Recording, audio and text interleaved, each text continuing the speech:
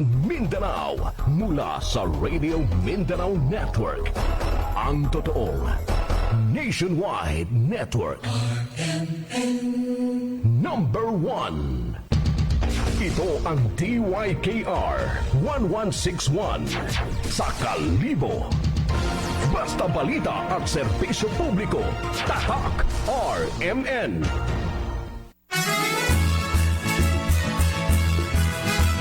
Masaganang Pokubuhayan, Radyo Eskwela sa Pagliliyugan na. Hatid sa inyo ng Agricultural Training Institute, Regional Training Center 6, Philippine Coconut Authority, Department of Agriculture at RMN DYKR Kalibo. Kasama ang Office of the Provincial at Municipal Agriculturist. Masagana ag sapat, kaya iya kita mag-aangat coconut. Ang mga dayad nga otro adlaw sa aton nga mga tagpagamati aga Domingo man nga adlaw. Raya hay pizza 17 sa buwan September. Ayan dyan, Flor. So, madali lang ta dyan, no? Maubos yung mataro inadlaw sa buwan September. Yes, miag. Siyempre, magapagapit yun na aton nga Pasko. Yes! 99 Diyas lang, oo. Bago ro Pasko. Matsa nakahugom kat mayad-ayad nga. Basi, basi may Christmas bonus kari-karon ay wislikiman kami. Ay, oo, ay di ba ga na yang ginapanyan ko na ginalin yan ginagaha, ginapreparar yun karon do mga kwan mga importanteng panakot no diyan no. Yes, me. Oo, bati ko hay matsa ginapreparar yun no. Kita mo hay anayang si Ma'am Jen hay masako gon ag si Mamaan. Oo, hay masako ra anda nga pagmiliniting no kapasingag nga ni konta ako hay. Ma'am Jen, Mamaan meeting lang ka na. Oo no. Okay, aga sa aton nga mga tagpagamati may dayad nga otro adlaw sa inyong sa tanan-tanan kabay pang inyo kami nga ibhan sa sugod sang oras nga pagpagayag sa kahanginan. Adyan di imong pag-abi-abi sa aton nga mga tagpagamati. Yes, hello, good afternoon sa tanan nato nga listeners all over Aklan and Antique. Hello sa inyo tanan and happy Sunday. Gabay pa no nga magatoon kita isang oras, hindi ka mo ma-board. Ilabas lang kita una bangga pamati aton nga lessons subong nga adlaw. Okay. Dyan, rondaya nga programa, ginahatod sa inyong pamatin-an kung Agricultural Training Institute, Regional Training Center 6 nga nakabase sa Aklan State University sa Banga Aklan, nga ginadumagahan ni Miss Mary Ann Ramos bilang Center Director kong Agricultural Training Institute, agkong and of course, in partnership with Philippine Coconut Authority. Hello na sa aton nga regional manager kay Engineer kay Doc Neil Melanchon. Okay. Doyon aton nga mga ahensya at gobyerno nga patigayon sa rondaya nga programa para ihatod sa inyong pamatin-an mga nakasari-sari nga teknolohiya hanungod sa pagpatubas ko rondaya nga rang aton nga kaniyugan hambay ni Mama. Bago gali kita magpadayon dyan kabo-abo ratong activities no sa Agricultural Training Institute. Yes, puno gid aton nga Setyembre wa man kita itpahuway. Siguro mas manami nga i-broadcast nato no masayran aton nga mga participants aton yung mga listeners nga may aton gali nga mga programa sa ATI. Yes, okay. Maumpisaon kita dyan sa pizza 19 kasi next week no na 19 sa 19 hasta 21 2022 man kasi 2 batches raya ro capability training on organized and leadership for farmer cooperatives and association in Western Visayas.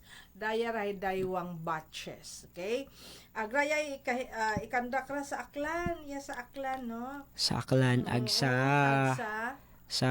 Iloilo mi sa Iloilo. Ag syempre mi dayang mga programa nga raya under man gihapon sa CFIDP nato no sa Coconut Farmers Industry Development Plan. Okay. So, daibang batches, no? 19 to 20. Medyo ga-overlap, no? Yes, Jan, be, oo, overlap. Kasi 19 to 21. Agrosambilog, high 20 to 22. Ibig sabihin nun, ma-closing, Rosambilog ga-opening. Yes, me. Yan. So, grabe, no? Gina-utilize, no? Grabe, no? Pag-maximize it aton nga tao, aton nga servisyo. Okay? Ang sa September 18 to 22 man, training on food safety management through good manufacturing practices and hazard analysis and critical control point as safety guidelines in food handling and processing. Raya ay sa Negros Occidental. Ayan. Yes. Aha. Siguro si Ma'am Mimi karon. Si Ma'am Mimi ang ato nga project officer karon atong Mami project Flor. officer.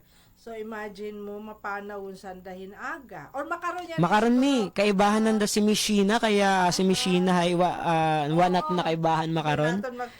Kasi naga-travel na sanda pa Negros Occidental. Wow. Ayan no, doyon kasako ra aton nga. Ay ihapit nanda kara may anda kara nga ginahapit pa sa Iloilo kuraya nga Lutaga Negros nga may ihapit pagid sa Iloilo. Okay. And September 20 to 22. Ayan. Yes. Imura. Ay, ako nyo tanggali. Training on coconut byproducts. Ayan, coconut refined. And bleached. Coconut oil processing. Yeah. So, sa mga gana, raya Mami Flor, no? Ag sa mga cooking oil naton. Bukod at inog baranyos.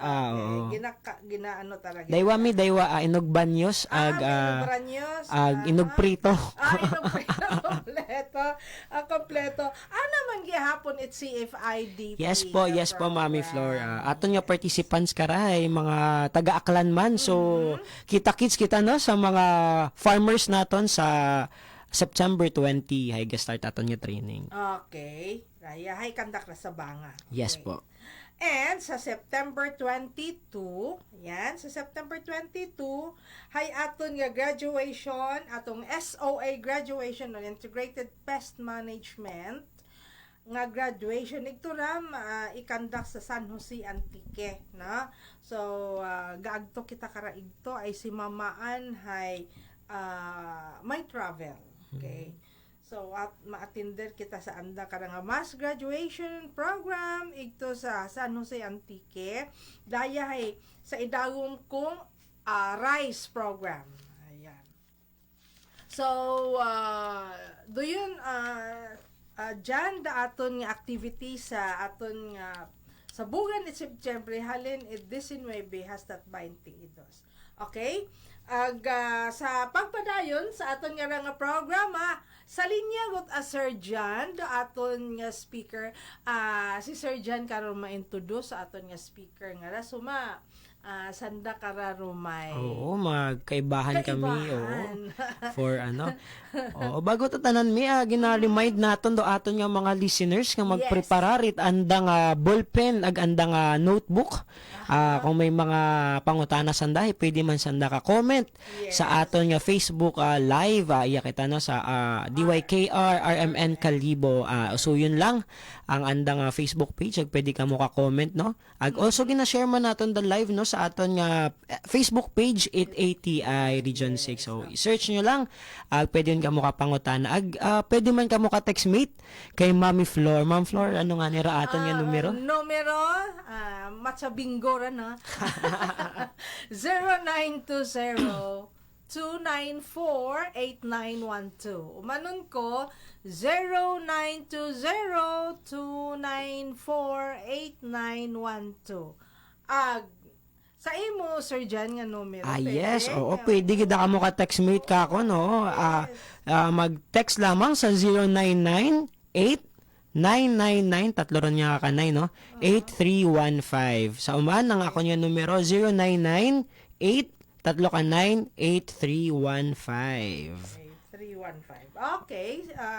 Sir Jan, pwede nimo ma-introduce, may pakilala ra aton makaron nga magiting nga taga-Hambar. Oh yes, oo. Dahil live naman no nga kaibahan naton si ang aton nga speaker, pakilala ko ron, ang aton nga speaker is Enterprise Development Officer at Visayas Cluster at National Dairy Authority. Kasi ra aton makaron mi nga lecture no, ang aton nga topic makaron isang integration naman it mga dairy animals. Oo. Okay. Mga dairy animals ang aton. So i-explain no it aton nga speaker or aton nga ma-lecture katon makaron no nga kung ano ang programa nga ginabuhat nanda under CFIDP program. Agaro aton no nga aton resource person makaron hay isa ka team leader man iti CFIDP sa Visayas no imoro representative with NDA sa Visayas nga cluster. So everyone, ladies and gentlemen, let us welcome our resource person this morning, si Sir Nolly B. Manuel. Sir Nolly. Hello, good morning sa lahat. Sir Dan, maayong ugto. Maayong ugto sa lahat ng mga farmers natin dyan, especially doon sa Kalibo at Yes. sa buong Western Visayas. Good morning, good noon, good afternoon sa inyong lahat. Ako po si Nolly Manuel ng National Dairy Authority. Oh, si Sir Nolly nga ramang floor hay aton nga sa bilog nga Visayas raan na nga ginabuhitan. So Sir Nolly, sa diin ka na subong sir, sa diin ka nga party sa Visayas subong?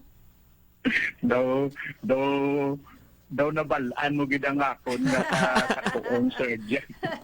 So anyway, galing kami ng Sambuanguita, Negros Oriental. So going back Cebu ako today.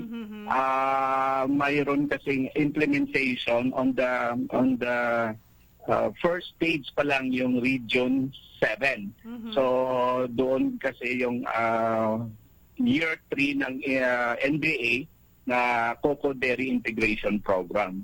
So, galing kami ng Sambuanguita, medyo pagod-pagod pa po ng konti. Oh, last week abi Ma'am Flor do aton nga ginistoryahan is integration it mga crops no sa aton nga coconut. So we had coconut coffee, coconut cacao, and also we have coconut abaca. So makaron mi hay dayaro aton nga tayo para mamati naman no sa programa it integration it aton nga dairy animals. Sir Sir Nolly, siguro mas mayo tanin sir kung mabalaan namon kung ano ang inyong nga ahensya, ano ang NDA, ano ang National Dairy Authority, kag kung ano ang responsibilities kag roles nila sir under CFIDP. Sir? Okay, sige. So sa National Dairy Authority, sa lahat ng mga farmers po na nakikinig sa atin, you can throw in a question kung may mga tanong kayo para masagot kaagad natin. So mag-dial lang o kaya mag-text kina Sir John at saka sa mga kasamahan natin yung dyan na sa radio station. So yung National Dairy Authority, ang pangalan pa lang we are the authority when it comes sa gatas po. So kami po yung authorized talaga sa gatasan ng buong Pilipinas. So yung dairy NDA is part of the 16 agency ng CFIDP. Yung programa ng CFIDP for the coconut farmers, isa po kami sa mga agency na nandoon. So yung programa namin is yung tawag natin yung Coco Dairy Integration Program. Ano po ito yung Coco Dairy Integration Program? So, namimigay po kami ng imported na baka, Holstein Jersey from Australia. Australia, yung galing po yung cattle natin. So, ito yung pinamimigay natin sa coconut farmers natin sa buong Visayas po. So yun ang pinaka-programa ng National Dairy Authority in terms of CFIDP. So ituloy-tuloy ko na Sir Jan. Yes, Sir Nolly. Yes po. So sige. So sa lahat po ng mga farmers na nakikinig ngayon, so kumuha na kayo ng ballpen papel kung paano po magka-avail ng programa ng NDA. So sa lahat ng mga agency, yung NDA yung iba yung pag-implement namin ng programa.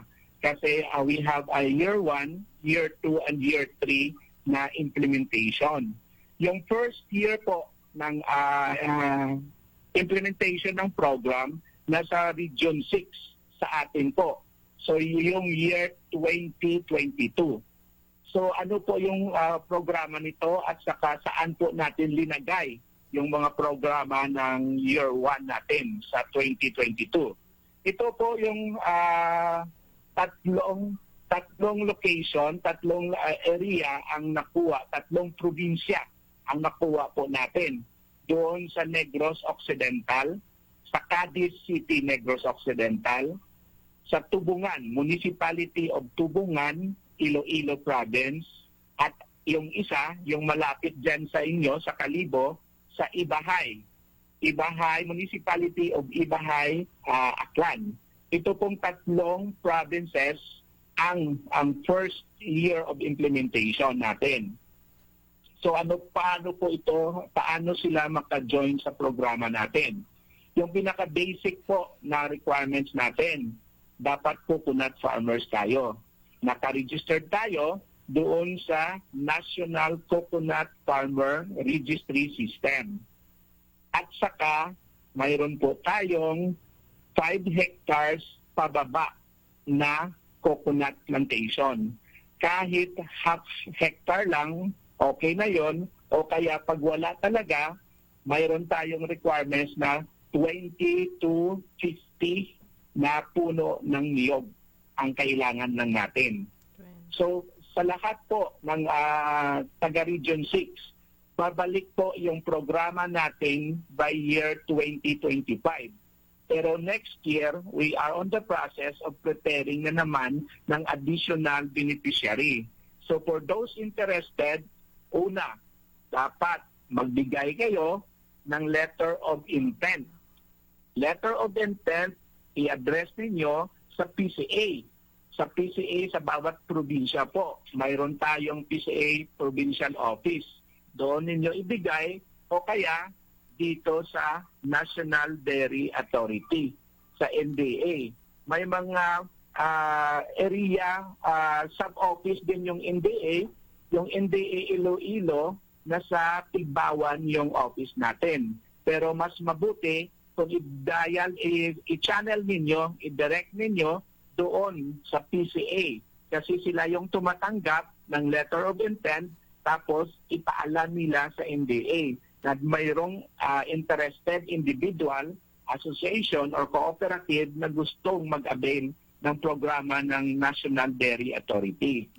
So again, ang maka-avail dito, ito yung pinaka-basic na requirements natin. Mayroon tayo, registered tayo, at saka mayroon tayong coconut plantation na 20 to 50 na puno po, yung pinaka-basic. Submit the letter of intent dahil pupuntahan kayo namin for area scanning. Area scanning, area evaluation, at saka validation. Verification ng NDA na nakaregistered kayo sa kanila para maka-avail ng programa namin.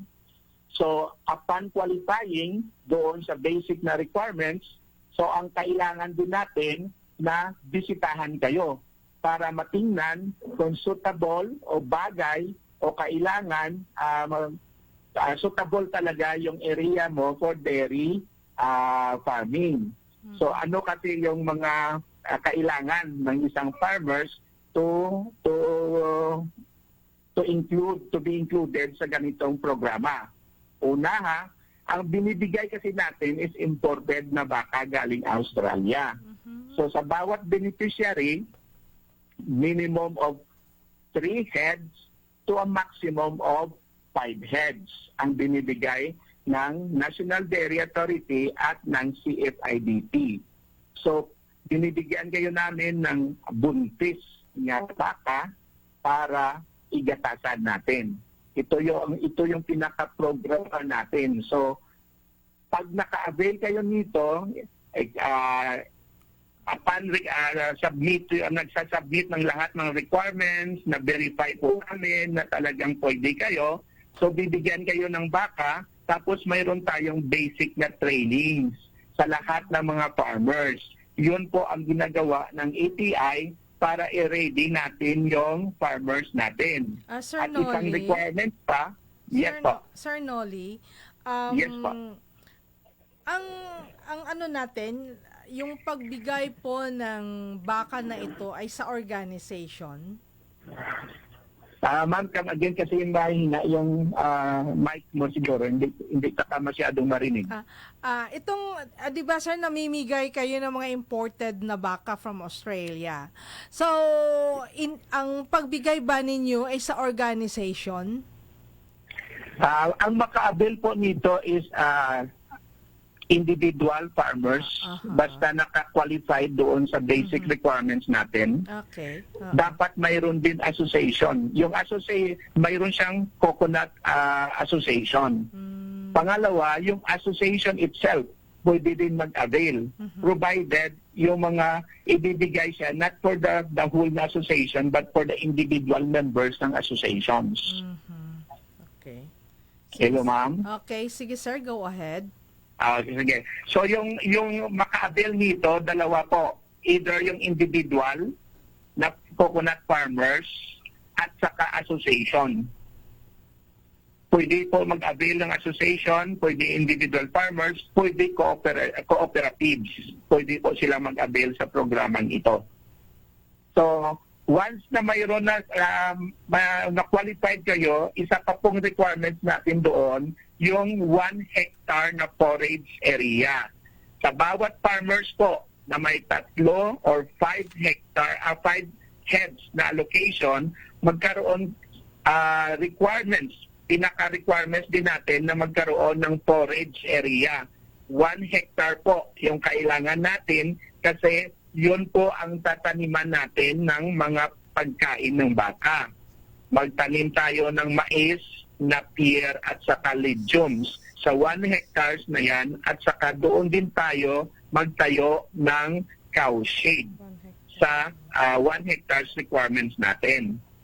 So yun ang pinaka-basic na requirements, qualified NCFRS registered, mayroon kang coconut plantation na kahit 20 to 50 na puno at saka 1 hectare na forage area na kailangan natin i-develop. Yun ang pinaka-basic na requirements. So, given na naka-avail po ikaw, kompleto po, lahat po na-qualified ka. So, ano yung matatanggap mo? So, upon evaluation, upon verification, upon technical validation, doon namin masasabi kung yung isang farmers 3 ba o 4 o 5 heads yung pwedeng niya ma-avail. Depende kasi doon sa readiness ng farmers. So, given na kompleto ka, bibigyan ka ng 5 heads. So, yung 5 heads na yon na ibibigay sa'yo, before natin ibigay yon, dapat mag-undergone ka ng trainings. Mayroon tayong 13 trainings na nakaprogram para maka-ready po yung farmers at saka yung farm niya ma-ready po for the dispersal o for the distribution ng baka. So, ngayon, nandyan na sa iyo yung baka, ready ng farmers, kompleto na, may cow shade siya, may forage development siya. So, ano pong mangyayari doon? So, every day, maggatas tayo. So, ang ibigay na baka, puntis na yon. After 3 to 4 months na pagbigay sa iyo, manganganak yon. So pag panganganak yon, so ang anak niya, i-separate natin yan. So doon na po mag-start. Start na po yung milking natin. Yung forecasting kasi sa milking, ang bawat baka, mayroon tayong 10 to 25 liters per day na gatas yung makukuha natin. 10, a minimum of 10 and a maximum of 25 liters per day yon. So, depende kasi yon sa pagpakain natin sa baka. Kung tama yung pagpakain natin sa baka na pinapalo nila, sinusunod nila yung feeding matrix na binibigay ng NDA, yung ma-maximize yung production ng gatas. Makakuha sila ng 15 by average na gatas.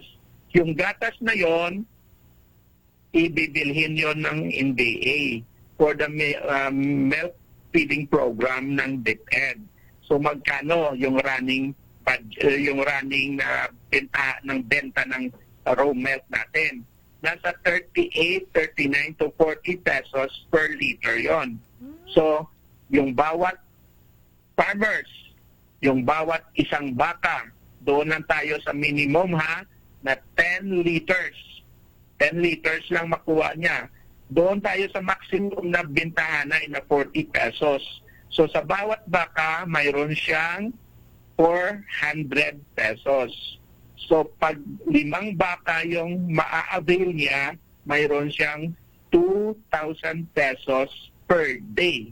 Daily yun. Monday to Sunday, 30 to 31 days a month. Hanggang 9 months yun. Hanggang 9 months yung papagatas natin sa baka. So mayroon lang tayong dry period na 3 months para in preparation sa next na panganganak niya. So meaning, mayroon income yung farmers natin ng 2,000 pesos per day, good for 9 months. Sir Yun ang Noli? Yes, Sir po. Noli, so nanganganak na yung baka na yan. So kukunan natin ng milk. Ay papaano naman yung yung baby niya? Okay, ganito yon.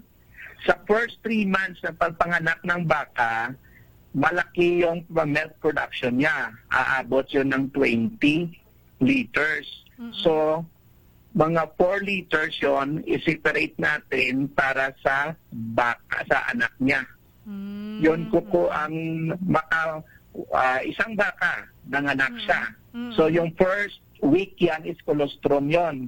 So sa ibigay yon sa anak niya within one week yata yon yung colostrum niya. So pag nag-start na tayo ng milking, the first 3 months yung pinaka-peak ng production ng gatas. Malaki talaga yung production ng gatas for the first 3 months.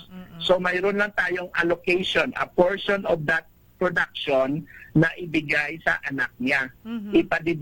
Magdidi lang po, battled po, hindi po natin ina-allowed na yung anak niya na magdede sa nanay niya kasi may mga technical doon, reasoning na kailangan i-separate siya upon ng mga anak siya. I-battled milk lang po yung anak niya. Sir Noli, follow-up question, sir, sa po natin, sa requirement po natin, no? Required po ba, sir, na meron po tayong milk processing sa lugar natin before tayo apply for this kind of project? Kasi, sir, paano pag nag-harvest na siya ng milk niya na tapos wala naman silang milk processing? Paano po yan? Okay. So, doon tayo sa validation, verifications, area scanning. May mga basic requirements din for the NDA part sa technical natin na yung makaka-avail doon within sa 20 kilometer radius na may milk processing plant. So, sa bawat area kasi, hindi naman masyadong problema ngayon, Sir John, when it comes sa milk processing plant na nearest sa bawat probinsya, especially sa region 6 kasi marami na tayong milk processing within the area. So there are some also remedy or option if yung area nila is malayo sa milk processing kasi mayroon din tayong ibibigay na mga chiller at saka mayroon din tayong i-create, especially sa mga area na malalayo, mag-create tayo ng MOA with the suppliers ng milk na may milk processing na sila lang kukuha 2 to 3 weeks. 2 times per week yung pagkuha nila pero i-chill lang natin yung milk na makukuha nila sa area nila. May mga freezer din tayo na aided equipment for those farmers na malalayo sa milk processing area po. Pero for Region 6 kasi, we don't have any problem with the milk processing kasi maraming milk processing at saka malalapit lang sila. Sir Noli, mayroon ba tayo dito sa Aklan na processing area? Yes, ang sarap-sarap ng milk ng produkto ni Primas sa Ibahay. Aha. Sa Ibahay. Saan po Hello? dito, sir? Saan po sa Ibahay yung ano natin, yung organization na naka-avail? Sa may barangay San Jose, Ibahay, yung Primas, isa sa pangalaking supplier ng gatas natin. Pag pumunta kayo doon, ang sarap-sarap ng gatas, especially yung kanila yung mga flavored milk at saka yung parang ice cream nila na produkto. Wow. Actually, Ma'am Flor, ang aton nga mga beneficiaries no aton nga NDA hay gina-training anay naton sa ATI dahil do yun do requirement nanda no before sa natawan it baka hay dapat makatrain anay senda kasi agud makatuon sa na magsagod no base gusto lang nanda magpinagatas pero hindi sa nakantiguhan magbuhi it baka naton o kaya gina-training gid naton sanda itmayad. Yes sir Noli. Sige. Yes sir Noli, could proceed. Actually, we sa whole Philippines, ang Region 6, especially tayo sa Ibahay, yung pinakaunang beneficiary sa buong Pilipinas na nakatanggap ng produkto ngayon. Last week lang po kami nag-disperse ng baka sa Ibahay, Tubungan, sa Iloilo at saka sa Cadiz. Tapos, good news, kahapon as around 4 p.m., ang first na kalding na anak, nakaanak yung isang baka doon sa Tubungan at around 4 p.m. kahapon. So, siya yung first na anak from galing Australia sa buong Pilipinas, siya po yung unang nanganak doon sa Tubungan. Kahapon po, 4 p.m. Wow. Maswerte, no? Ang taga-Tubungan. Ang swerte. Sa kay Sir Richard Tamaro yata, yung beneficiary natin doon. Bali sir, yung baka po na pinanganak sir, sa farmer na po yun mapupunta sir. Regardless kung anong gagawin nila, ipa-milking, ipa-meat product o ano? Wala po. Milk talaga tayo. They cannot go against milk talaga tayo. So, milking talaga yung produkto natin. So, sa CFIDP, doon sa last, di ba nagkaroon tayo ng regional interagency at saka nag-turnover kami, nag-ceremonial MOA signing and distribution of certificates sa lahat ng beneficiary sa Ibahay. Last week lang, September 6, nagkaroon ng distribution of certificate of animal stewardship doon sa Ibahay with lahat po ng agency na nandoon sa Jamin's Hotel. So, ang iba na kasi yung programa. Dati kasi, balik-baka program tayo. Pag ang first implementation kasi na guidelines, balik-baka program. Bigyan ka ng 5 baka, manganganak yun, alagaan mo, buntisin mo, hanggang na magbuntis yun, so ibalik nyo sa NDA. Kasi, yun din ang ibibigay namin sa next beneficiary. Pero nag-iba po yung guidelines natin.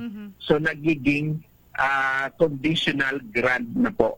Hindi na siya po balik-baka. Conditional grant na po. Sa farmers na po lahat yun. Okay.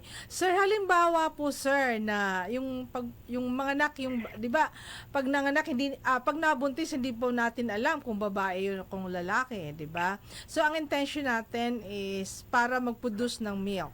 Halimbawa po sir na yung anak, yung baby niya is lalaki. Anong gagawin doon sir? Pwede na bang i-slaughter 'yan ng farmer? Ma'am Flor, Apo. ganito yon. AI yun. 99.9% babae yon. Gali. Kasi Siemens na yun ang AI natin. So, babae siya. Okay. Yun, doon malalaman na wala gidya pulos ang mga lalaki when it comes sa baka.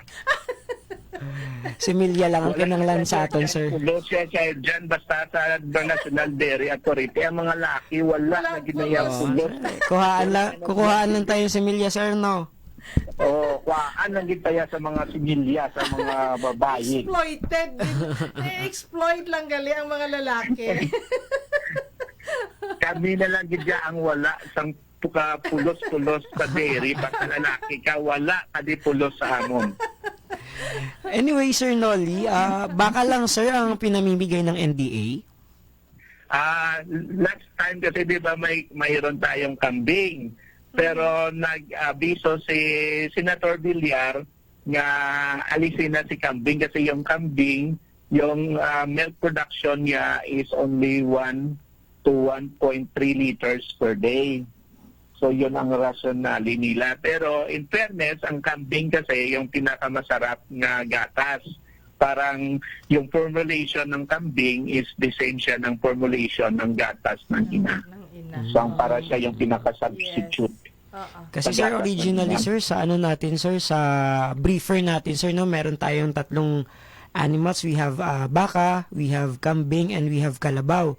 So wala na po itong mga animals na to, baka na lang po yung natira. Wala, baka na po. Gin-revise nila yon on the process of the implementation because we are looking talaga for the milk production na marami to increase the milk production of the country. So doon tayo sa baka, imported baka kasi marami talagang milk production niya. So, sir, go ahead, Okay, sir. yes. Go ahead, sir. Okay. Uh-huh. So, yun ang programa natin sa actually ito yung mga may mga riders tayo when it comes sa farmers natin So, like ang pagpanganak ng baka, 'di ba? Alagaan natin 'yon. Opo. Yung anak niya, yung binigyan ka ng 5 baka, tapos nanganak 5 babae na baka. So, alagaan mo 'yan, good for 2 years, pabuntisin natin 'yan. So pag nabuntis diyan, mayroon programa si NDA nga Balik Baka Program. Yes. Tawag namin, bibilhin na, buyback program. Buyback program. Panganak ng, binigyan ka ng 5 baka na buntis, nanganak siya. So alagaan natin yan hanggang mabuntis yan. Pag nabuntis na yan, bibilhin namin buyback program. Yung buyback program, bibilhin yung baka at 90,000 pesos yung running price niya. By the way, yung baka na ibigay sa inyo, yung costing sa farmers yung baka, yung cost niya from Australia na imported na Holstein Jersey is 150,000 pesos. Yung cost niya. At wala rin pong babayaran yung farmer natin dyan, sir. Wala. As of the first year of implementation, hindi pa natin alam for the second kasi may pababago kasi yung mga nila yung mga guidelines nila. We are just following the guidelines sent to us by the PCA. So for the year 2022, nailagay nila na grant to, conditional grant siya. So may mga clause lang sa MOA na may mga may mga condition lang na hindi pwede nila mabenta within this number of years, parang ganun yung mga close sa conditional grant. Pero balik tayo doon sa sa pricing ng baka. Yung pricing ng baka from Australia is 150,000 isang baka yon. So pag nanganak yon, nabuntis, binuntis yon, bibilhin sa buyback program ng NDA sa 90,000 pesos per baka. So mayroong option si farmers. Binigyan ka ng 5 baka ng anak ng babae. So buntisin natin yan within 2 years na period. Pag nabuntis yun, one time, big time, pwede namin bibilhin yon. Para, can you imagine, 90,000 pesos. Magkano yun? It's about 450,000 Oo. in just 2 years mo na alaga ng baka. Naka-half a Ganun million po ka. pa-promising yung programa ng NDA CFIDP. So aside from that, yung nanay mo may daily income ka na 2,000 pesos. So ganun siya ka-promising sa programang ito. So yung sa Region 6, year 1, 2022, nabigay na ng baka last week. So 2023 kasi, Region 8 kami, yung program natin nasa Region 8. 2024, nasa Region 7 siya. Region 8 is Samar Leyte. Region 7, doon sa Cebu, Bohol, at saka Negros Oriental, yung pinuntahan namin kahapon for year 2024. So 2025, balik tayo sa Region 6. So may tatlong area na naman yun na i-identify natin sa Region 6 sa 2025. Pero we are preparing the baka 1 year preparation tayo. So as early as 2024, mag-prepared na tayo, ma-identify na natin yung beneficiary para pag dumating yung baka sa 2025, ready na po at saka may mga silage na, may forage area na yung mga beneficiary natin. So ito yung Sir Noli, Yes, po. Ibig sabihin Yes, nun, halimbawa Sir Noli na interesado ako na mag-apply sa Yes, ganitong po. programa, ngayon na mag-a-apply na ako. ngayon magsasubmit kayo, mag-a-apply kayo. Aha. 2023 ngayon Opo. kasi yung 2024, on the first quarter ng 2024, i-identify naman namin yung mga beneficiary for 2025. Okay. I-prepared natin sila. Aha. So may time pa tayo, Ma'am Flor, until January 2024. Oo. So January 20, within siguro first quarter, January, February, March, dapat ma-identify na yung beneficiary for 2025. So dapat, kasi sa nalaman kasi ng mga farmers, especially sa Region 6, with all the implementing agency during the dispersal at saka during the ceremonial doon sa Ibahay, nag-grant siya. Yung pinaka-problema kasi namin, ang dami-daming nagbibigay at interest na mag-apply because of those program na grant siya. Sir Noli, So, yes po. isa pa pong tanong. Halimbawa po na ang isang organisasyon ay yung mga miyembro doon, sir, ay sa isang organisasyon lang. Pero pwede bang ang organisasyon lang ang mag-apply intended for the members? Yes po. Ganito, Ma'am Flora, ibigyan kita ng example doon sa Cadiz.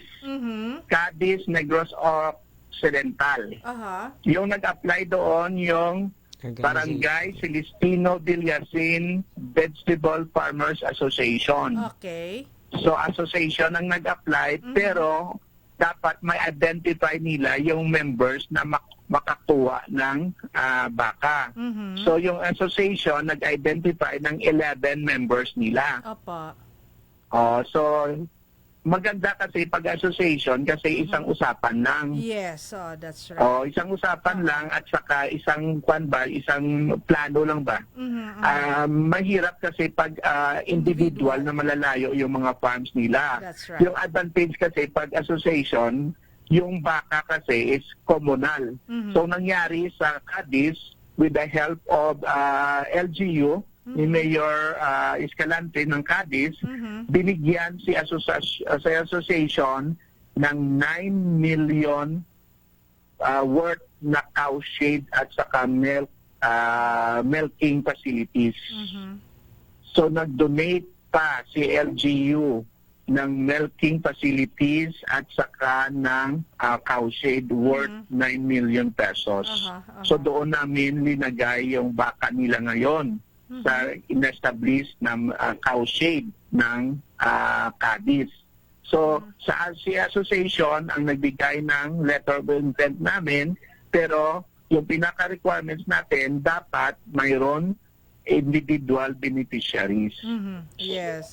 So yun siya. Okay. Hello, Ma'am Flor. Yes, sir. Satisfied na po Oo. ako sa sagot. Satisfied ka. Sa association is pwede talaga. Sir, to encourage yung mga farmers natin, sir, mga ilan po yung na-disperse natin na mga baka, sir, sa bawat association per Area. province, per area, sir? Sige, ganito siya. Doon sa Cadiz, Barangay Celestino Villasin Farmers, Vegetable Farmers Association, we have 35 heads ang binigay natin. Diyan sa Ibahay, Aklan, 2 association doon. Ang Ibahay Sericulture Farmers Association, nagbigay tayo ng 5 beneficiary with 30 heads ang binigay. Yung isa naman, San Jose Agrarian Reform Beneficiary Association, mayroong 28 heads na binigay. Tapos sa Tubungan Coconut Farmers Association, mayroong 37 heads na ibinigay. A total of Region 6, a total of 130 heads ang binigay natin. Okay. Hello? Yes, sir. Go ahead, sir. So, may mga tanong pa? Akala ko kasi, Ma'am Flor, magtanong ka kung single ako. Kung Sir, Yes. yung tanong na yan, off-air. nagpati of air siya. So anyway, sa lahat po ng farmers na nakikinig ngayon, Opo. sa gusto po at interested sa programa natin. Aha. So try na po to submit all the letter of intent. Ipa-visit nyo yung area nyo, baka ma-qualified kayo sa area scanning at saka validation, Yes. verification ng area ninyo. Tapos mas maganda kasi, we are encouraging talaga sa individual na kung sana sa isang barangay 5 o 7 kayo na interested, kasi mas maganda na mas malapit lang. Hindi po mahirap sa technician natin. Kasi binibigyan pa ng support, biologic, lahat po ng gamot. Every other week, Oo, so nagbibisita wala nang po yung gagastusin si technician natin sa kanilang farms to check the farmers at Okay. saka yung mga animals natin kung may mga concerns sila. We have the aided trainings sa mga produkto nila. For example, pwede tayong magturo ng cheese making, yogurt, at saka yung mga flavored milk po. So may mga training po nakalatag lahat po sa ATI, sa DTI, at saka sa TESDA, yung mga training na connect yung NDA for the farmers ng coconut farmers po. Okay. So, Go ahead, sir. okay, so may mga tanong pa, clarification.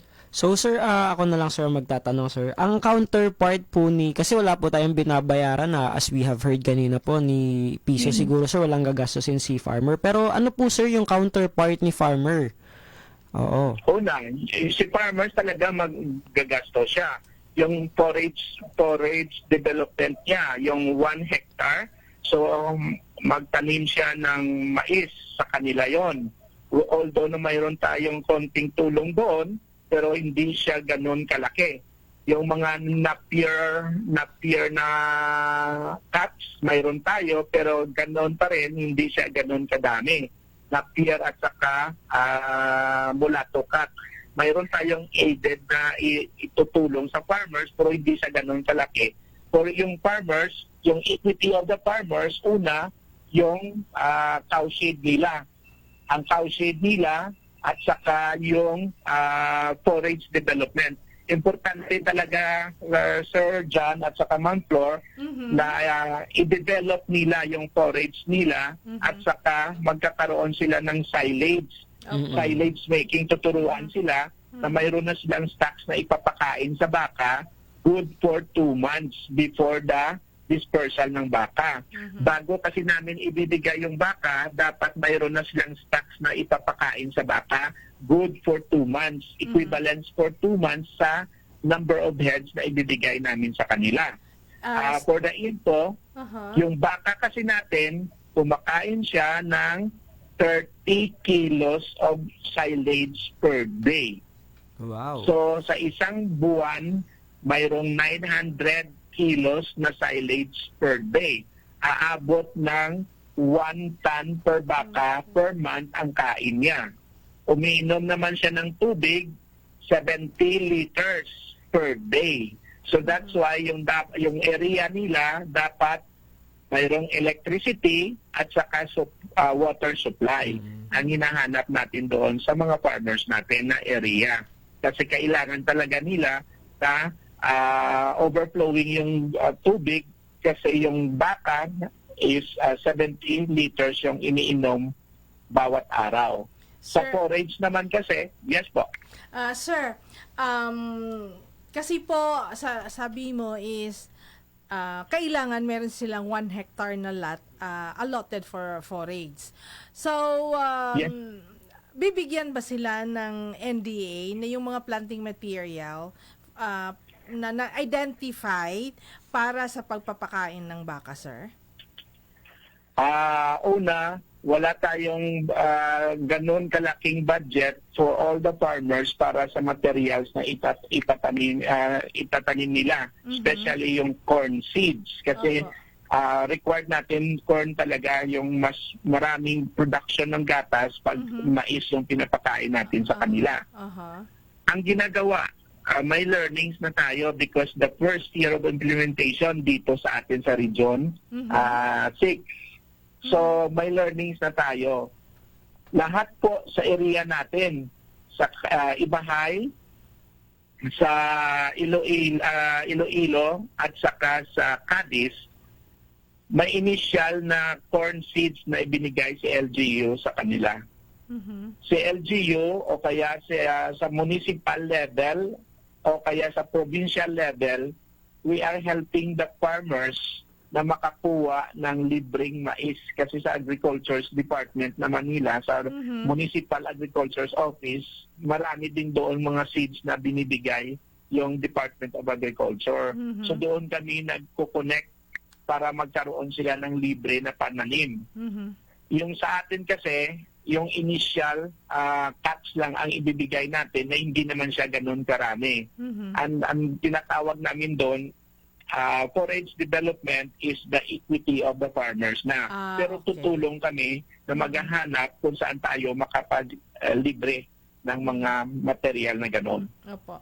Kasi in the first place kasi po, sir, yung mga farmers na ito, yung gustong sumali dito, siguro hindi naman lahat. Pero I know, meron silang idea on how to feed yung mga baka nila. But then may mga farmers din tayo na hindi pa nila alam kung ano-ano ba yung mga forage na yan, mga tanim intended for forage. Kung ano ba talaga, kung anong mga klase ba. So, Okay. yun. Ma'am Flor, mayroon tayong 13 trainings. If Opo. na-qualified na sila, mayroon tayong 13 trainings. Okay. Doon nila po sa feeds and feeding at saka sa forage development trainings, doon po ina-identify natin yung itatanim natin sa 1 hectare nila. Pero as of now, yung required kasi namin, 1/2 hectare dapat mais talaga. Ang itatanim natin, 1/2. So 50% sa forage niya dapat is mais.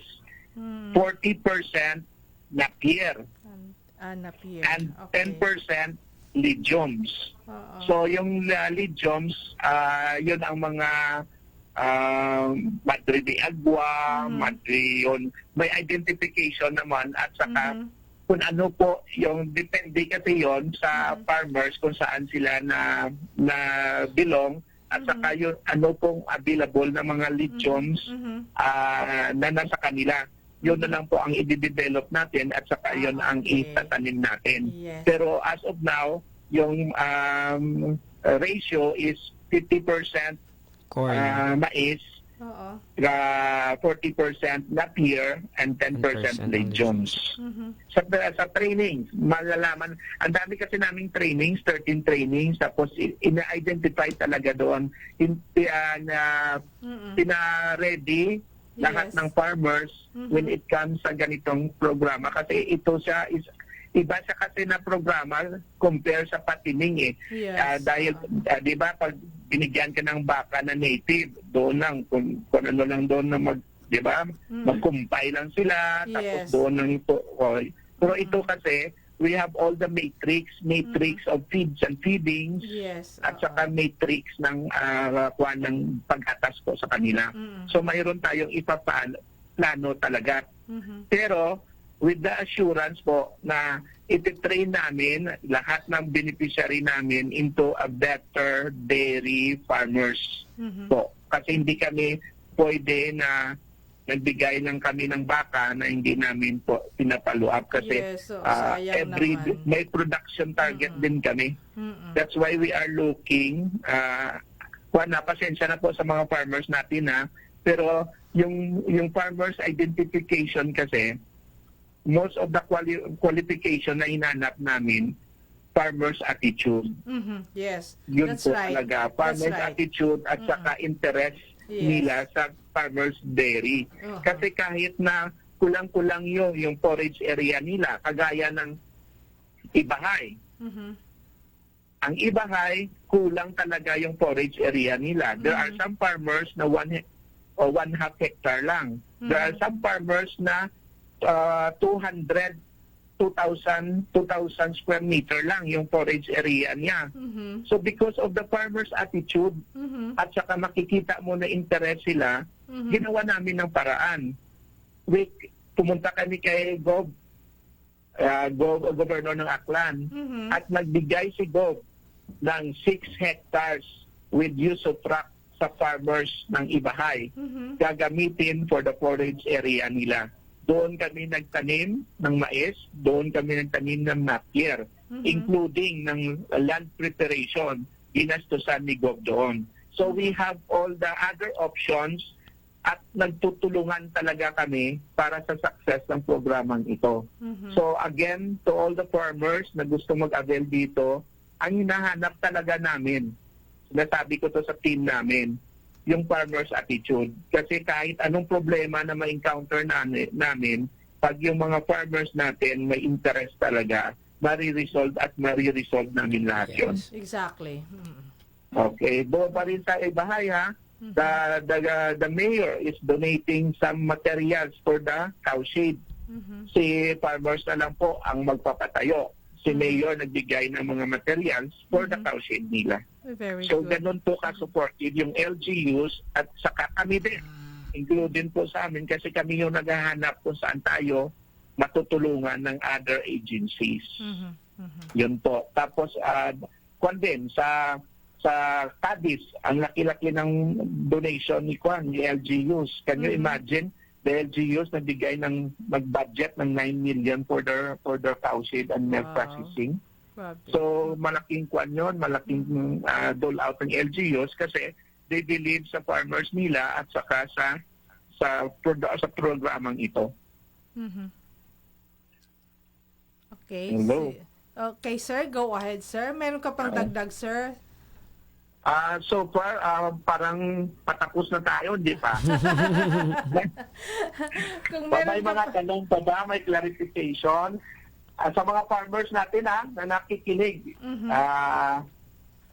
pag interested, mag-text lang kay Sir Jan kasi alam ni Sir Jan kung saan kami makukuha.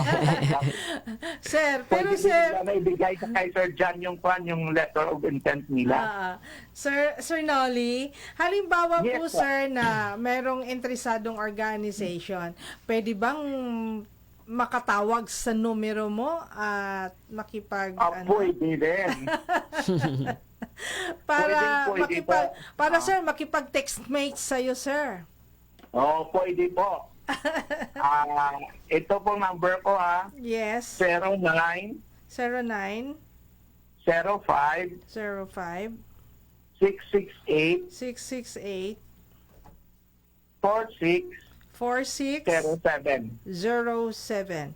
Sa aton yung mga 0905 Aha. 668 4607. Okay, so sa aton yung mga tagpagamati dato ro numero ni Sir Nolly, no? You can call him up, no? You can talk to him And Yes, para sa pwede. yes, so is very much willing to accept your call. Yes, pwede po. Pero dapat itanong din natin si Sir Jan. Opo. Kay Sir Jan, naibigay na eh. Nabigay na yung akin, sir. Pero strictly, sir, about sa baka lang ni sir, no? Sa baka lang. Wala nang ibang tanong, basta baka lang ha. Baka lang. Basta baka lang. Handa na ba kayo? Ganon. Pero si Sir Jan, hindi ko natanong kung kailan. Kung kailan yung kay Sir Jan. Wala pa. May ginatago kita, sir, ng mga... I-disperse lang sa sunod, sir, sa 2025. Idungan ko na sir sa 2025 sir Okay, Sige, so, sige. oo, so do yun na napamatian naton do aton nga about sa NDA Agro programa it aton nga si FIDP. So reminders lang no sa aton nga mga tagpagamati nga kung may interesado ka mo mag letter of intent kita sa PCA. Pwede naton i-attention no sa NDA and dapat gid nga NCFRS registered kita hindi gid Yes, malipat nga dapat registrado gid kita sa NCFRS. Dapat may aton nga coconut trees nga 20 to 50 nga trees no fruiting Puno, trees ut adaya nga yes, dapat na. And also ro aton nga area scanning no ga area scanning Sunday Sir Noli so dapat may aton nga mga ano to less 1 hectare nga area for forage naton Ma'am Flor. Yes, oo. So sa mga interesado makaron nga magpasakop sa rundaya nga programa, preparahon niya gininyo rin inyong nga area. Planohon ninyo rin inyong nga area. Manahay rikara na kon ibutang ra akon nga cow shed, agri karaman man nga portion nakon itamnan it akon nga mga kasari-sari nga inog pakaon sa akon nga baka. Okay. So, ibig sabihin nun, mayroon tayong farm plan. Yes sir. Yes Oo. Ma'am Flor. Kaibahan man do yan. Sir Noli di ba kasama po to sa ating module? Yes po. Okay. So, yun, no? So, pero makaron, hay, apply ang anay ay kasi gina-screening pa no? Na-screening pa. So, nga ni, sa itong mga tagpagamati, pahauman ninyo rin yung nga ron nga mga letter of intent ag itao or ipadala sa Philippine Coconut Authority attention sa National Dairy Authority. Ayan. So, siguro, Sir Noli, diri lang kita magtapos sa aton nga lecture or sa aton nga hinunanon. Ayan, hinunanon gid Sir Noli. Hinunanon gid Sir ang natabo sini kay may question and answer portion. Ang gani. So Sir, ang imo pagpagumbay-gumbay Sir sa aton nga mga tagpalamati. Sige. So sa tanan ng mga coconut farmers natin, ito na pong inihintay ninyo. Binalik na po yung pera ninyo. So kailangan din natin mag-avail ng mga programa sang CFIDP.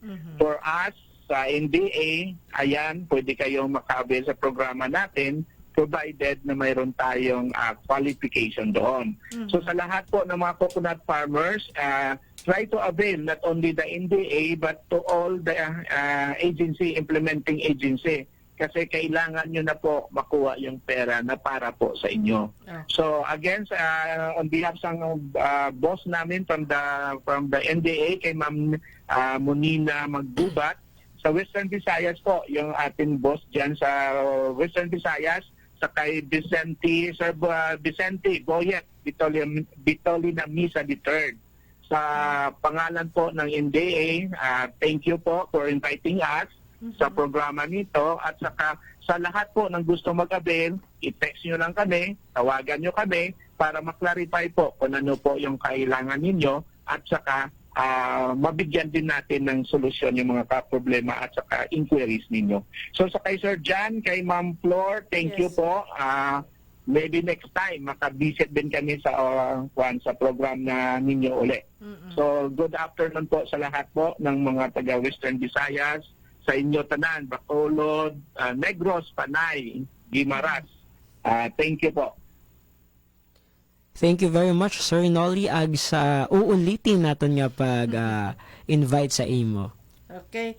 And Sige. Okay, Sir Noli, we are looking forward na makasama ka namin sa one of these days.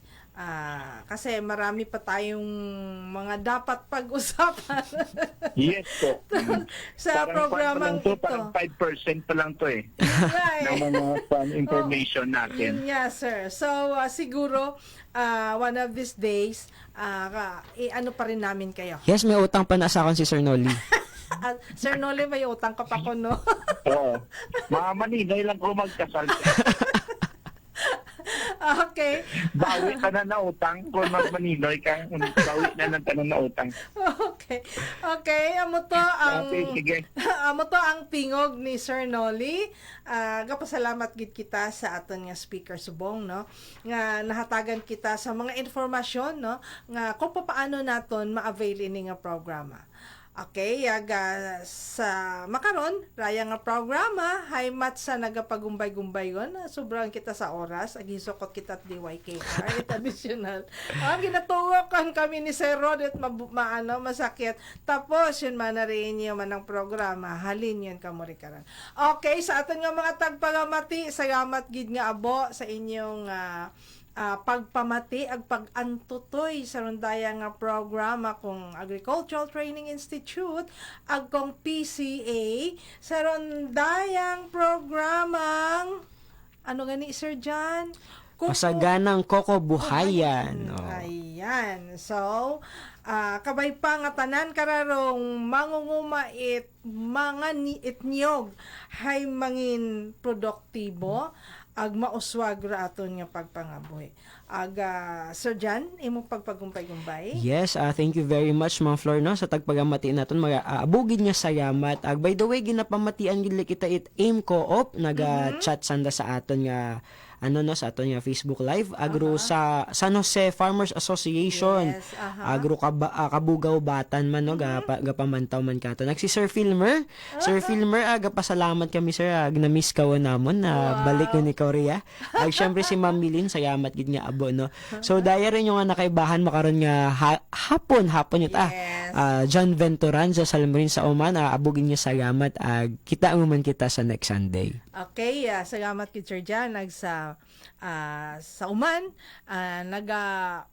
extend kami it pagpasalamat kinyo sa aton nga mga tagpagamati sa aton nga mga mangungumait niyog sa Uman kabay pa nga inyo kaming bantayan agibahan sa sugod isang oras nga pagpagayag sa kahanginan raya rin yung nangin kaibahan for mortalya nagaaywan kinyot medayad nga hapon kinyo tanan-tanan agkabay pa nga rupag hidayat magaguntad kada isa kakatan.